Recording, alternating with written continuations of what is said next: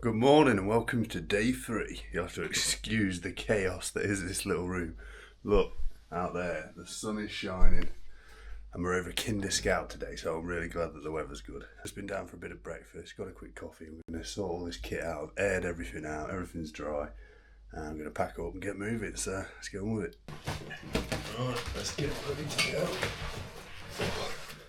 There's not much in between here and Tor side where I'm aiming for, so I might pick up some snacks from here. And it's about 18 miles I reckon today, up over Kinder Scout and all that lot, so with the sun out should be a good one.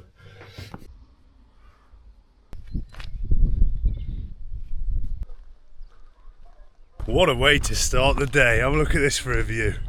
So over here we've got Lewes Hill and then the Great Ridge and Mamtor, and then you've got the Edale skyline going around there. Beautiful start. So we're going to be hiking down through Edale itself and then we're going to join the Pennine Way. So I'll see you at the start of the Pennine Way.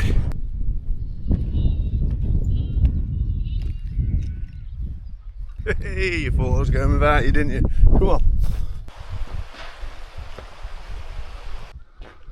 So we're just coming into Edale and here is the official start of the Pennine Way, which if we followed it all the way we'd end up in Scotland, but we're only going to the top of the peak, so we're going to join the Pennine Way for pretty much most of the way. Nice little place. There is a little cafe here. I might just grab a final coffee before we crack on because there's nothing after this. Pretty remote actually. Newfold Farm. So if you were coming to do this one you could actually camp here. There's a little post office and general store which is shut at the moment, and there's a cafe where they do a decent breakfast, and there's a nice little dog house, little Lottie. Yeah, it's open, so let's get a quick coffee and then we're on our own. Oh, nice latte. I do love hikes that have like cafes and stuff along the way, so it's nice just to chill out for a little bit. I mean, I've only been walking for about 10 minutes, but after this there'll be no more today.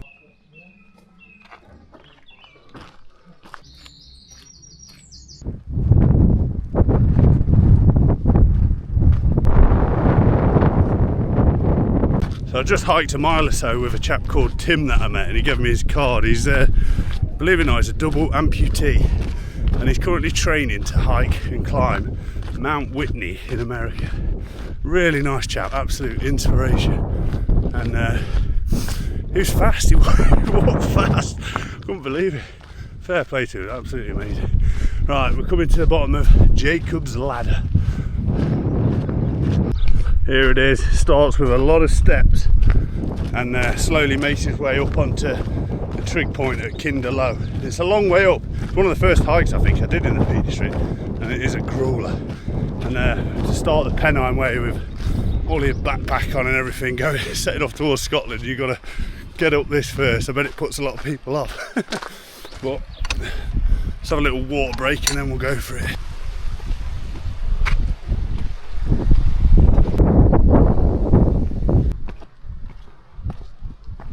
It's 10:22. Let's see how long it takes us to get to the trig point at Kinder Low. Probably about 3 weeks.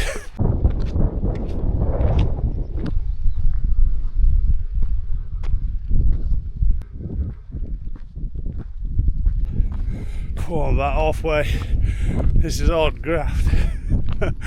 Oh, this is a nice day for it. The views are making it worth it. Do you know what's crazy? Now, I don't know if you know, but I'm a full-time content creator, so I work with brands and make videos and all this sort of stuff for a living somehow.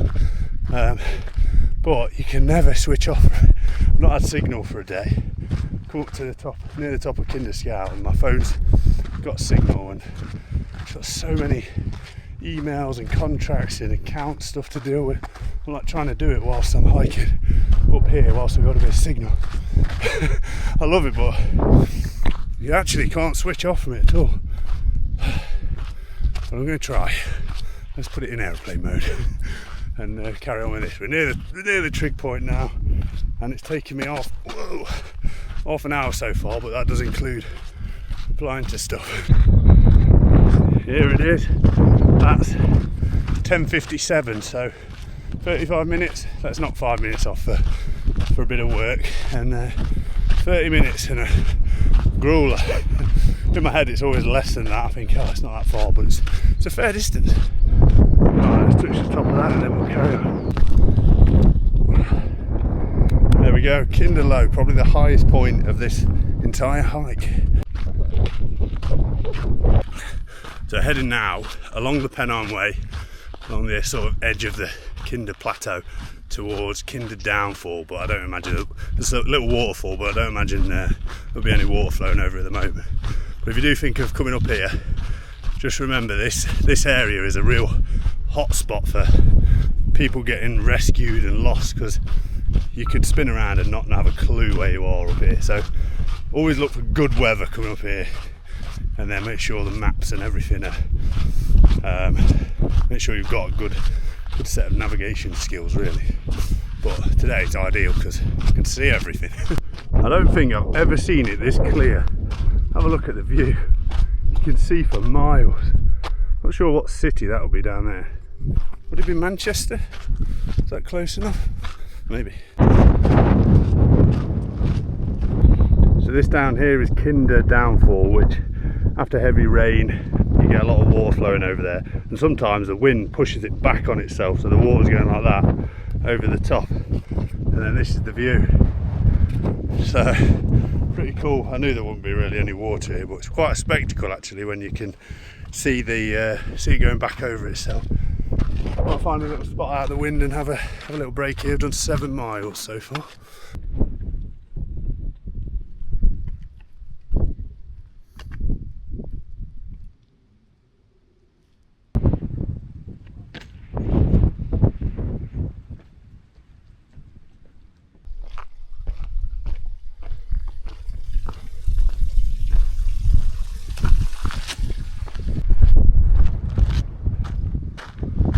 The thing I like most about the Garmin is it actually beeps and lets you know if you go off route, so it's quite easy to stay on the trail with that.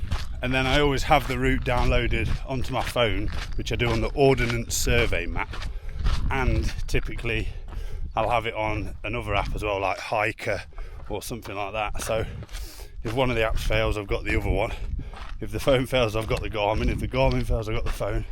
And this is an area I know well. If it was an area that I'd never done before, like when I go to do the Cape Raft Trail, I'll actually take a paper map and compass as well, and a GPS Garmin InReach type thing. So navigation and not getting lost is pretty much like the most important thing on these trails. And then the rest of it, I like to quite just figure it out along the way. Find where I can stop for food and camp and all that sort of stuff. It's quite fun. So we're heading towards Bleak Low, which is normally lives up to that word, very bleak. But today it's going to be delightful. So that's the Kinder Plateau. We've just hiked all the way around this side and dropped down here, and then now we're heading along this path and over to Bleak Low, over the back of there.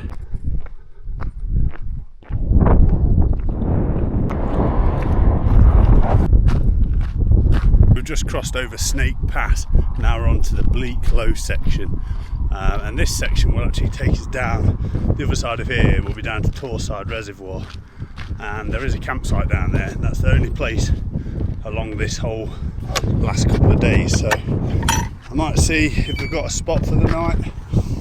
If not, that should be about the 18-mile mark I think, and if not, we'll carry on up towards Black Hill and camp somewhere up there.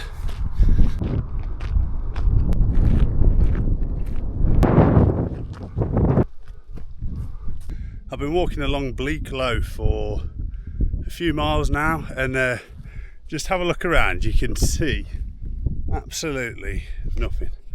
There is just nothingness. No matter how far you spin round, you wouldn't know where you are, which is why it's so important to have navigational apps. If you look at that, you can see exactly, let me get it out of the sun, exactly where we are and the direction we need to travel. and without that, if the weather came in and you couldn't see the track or anything like that, you can see how people get so easily lost. And then same on the watch, following it along on there.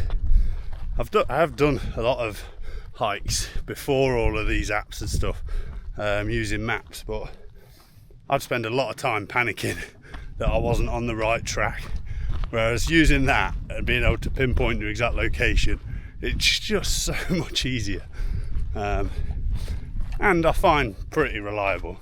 I like having the two sources, like I said earlier, but I very rarely lose signal or anything off like both maps go off at the same time or anything like that. It's not happened. So yeah, but this place is just bleak and easy to get lost. Not today though. There are plenty of nice little spots for a wild camp out here though. Pretty well sheltered with the mounds of peat, and nobody's going to see you up here. So if you're into your wild camping, this is the place. It'd be a good shout on the journey though.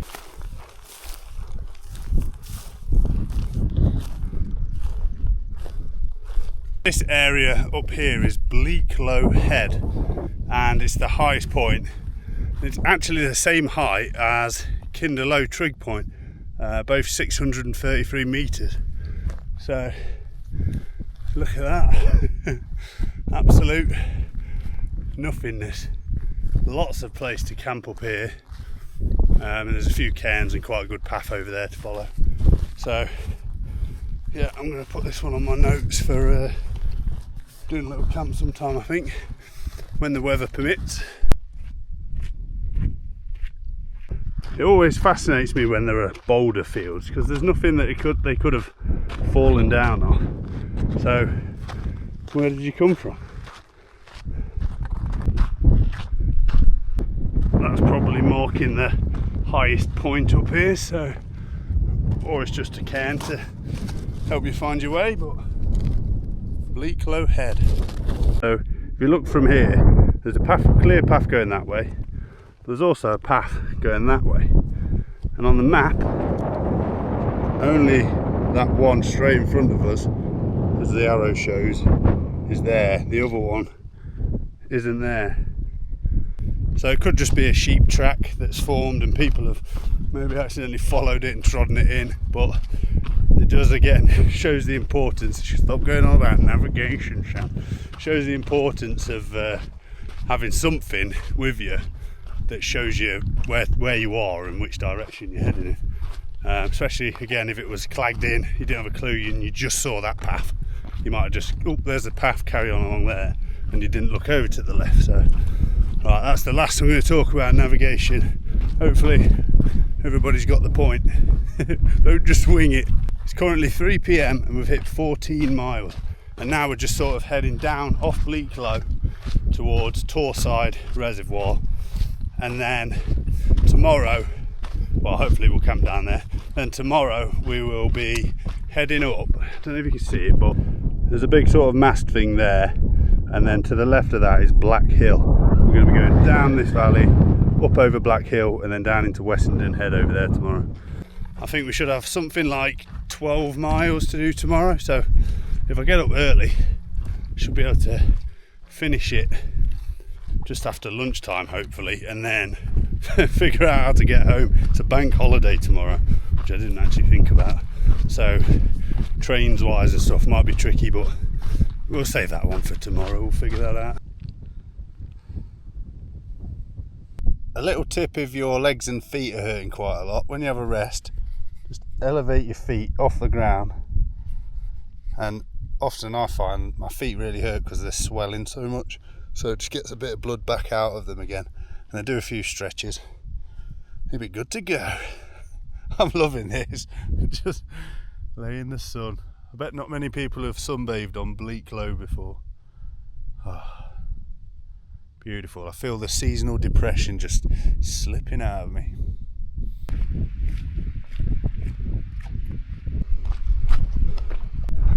That's Torside Reservoir coming into view. We need to get round the back of there, providing we don't get stuck in one of these peat bogs first.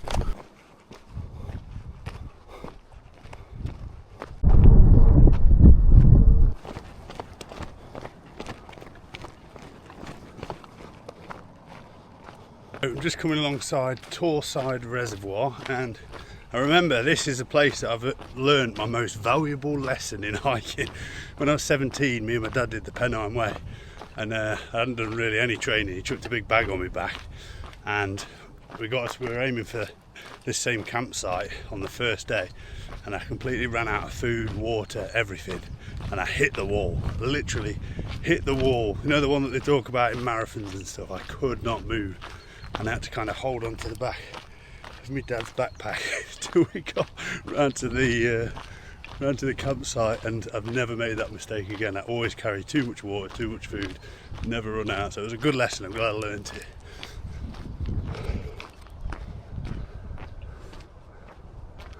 The campsite's just over there.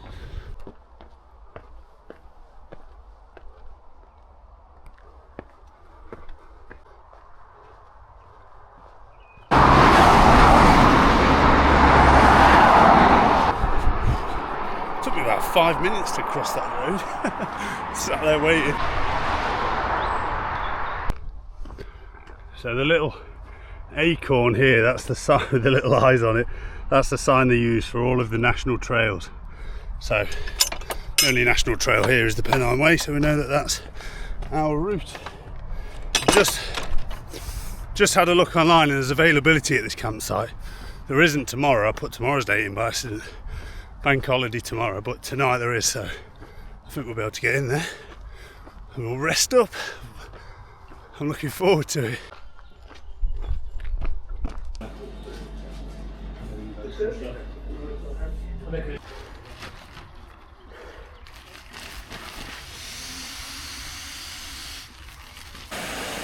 So for tea tonight we've got cheese and broccoli pasta and tuna chunks, and these are snacks for tomorrow. There's a tent set up.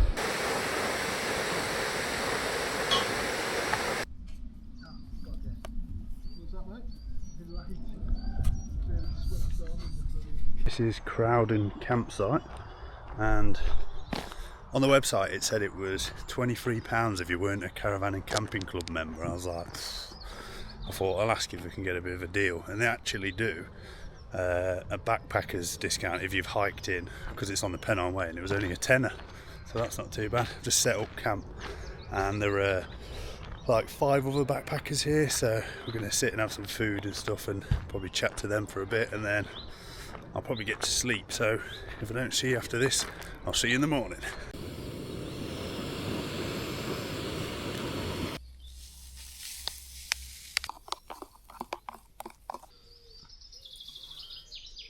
Good morning, it's day 4 and our final day on the trail. I've just washed out my jet boil and I'm about to pack the tent away. It's pretty drizzly today, but luckily one of my mates messaged me last night and he said he's nearby, he's going to come and join me for this last stretch today, so it'd be nice to have some company up over Black Hill. I don't think it's going to be as nice as it was yesterday, but we'll get on the trail and I'll see you there. Before I pack the tent away, let me show you the space that you get in this. This is a 1 man or a 1.5 man, I think it's kind of like a 1+.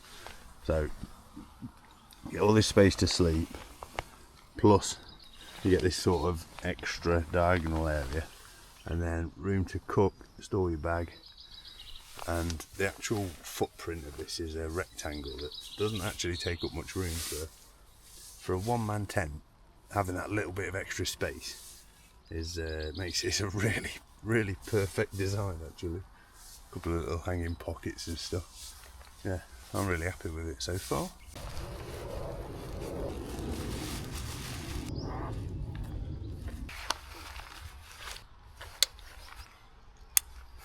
Right, we're just waiting for Rich to arrive and then we'll go for it.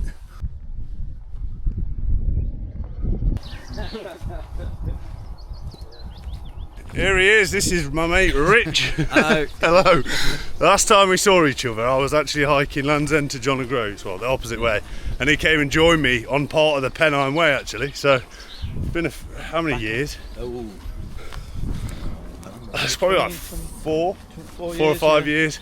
4 years. We used to work together, but now we seem to just see each other on a long distance hike on somewhere. The Pennine Way. And he's training for Everest Base Camp. Everest Base Camp, so that'll be good. I'm a bit jealous of that one, to be fair. You could join. I could do actually. You might see another YouTube video coming up. Anyway, we're heading up onto Black Hill now. Weather's not too bad, so hopefully at the top we'll get some views.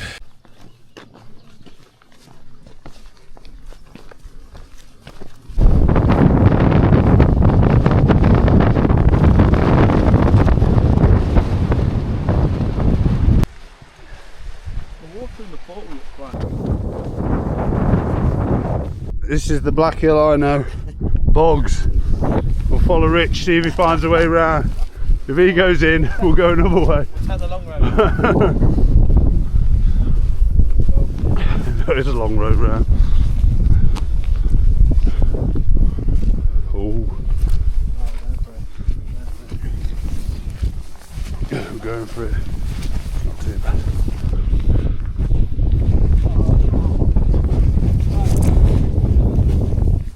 Where'd you go here? Straight through it. Oh nice. You got boots on.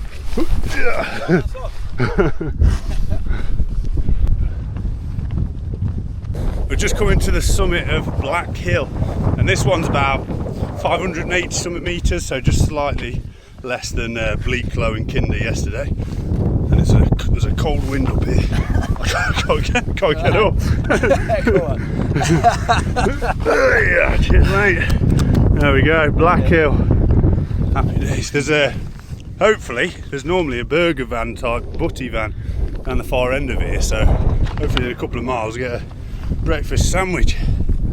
There we go. So we just spotted the butty van there, look. I don't know if you can see it on there. Oh, hold it still. It's about 2 kilometres away. We always judge people on what snacks they bring. Jelly babies and liquor sauce. Good idea, I like it.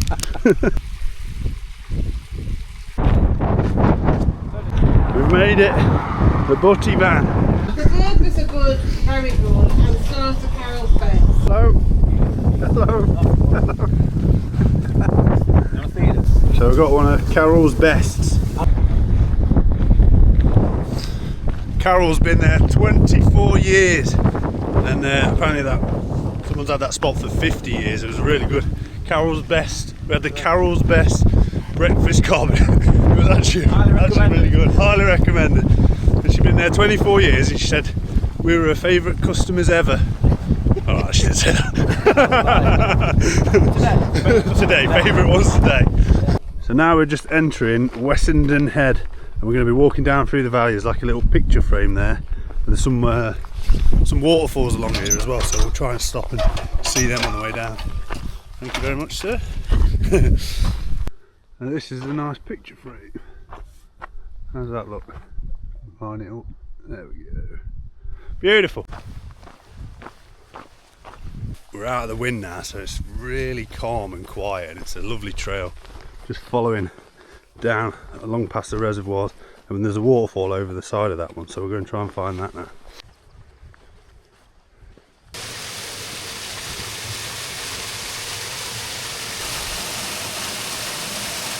We're just actually leaving the Pennine Way now, which heads off up that way, and the end of the Peak District is somewhere through that gap there. So we're nearly there.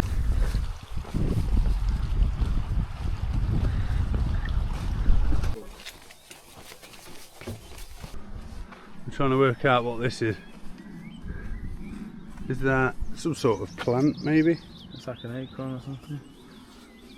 I have no clue. A seat? I really don't know.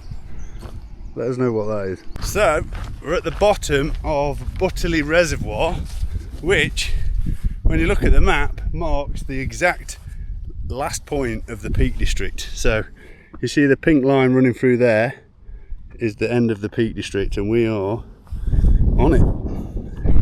So we've done it. Podium here as well for the winners. Winner's podium, there you go. So that's a total of we've still got a hike down into Marsden, but to actually get to the end of the Peak District, that's 76.5 miles, 3.5 days, and a pretty epic adventure. But we'll just carry on down into Marsden and we'll class that as the end, shall we? Winner. Just coming down into Marsden, it feels like a bit of a ghost town. It's like bank holiday, whether it's everyone just still in bed, maybe chilling. We're going to see if we can find a little pub, get something to eat, and that will be the end of the video. So if you enjoyed it, thanks for watching. Don't forget to do the old, what is it, Rich? You give a like, comment, subscribe, follow. And follow Rich. You got YouTube? No, I don't. No, don't follow Instagram. Rich then. Instagram. Right, see you in a bit. Thanks for watching.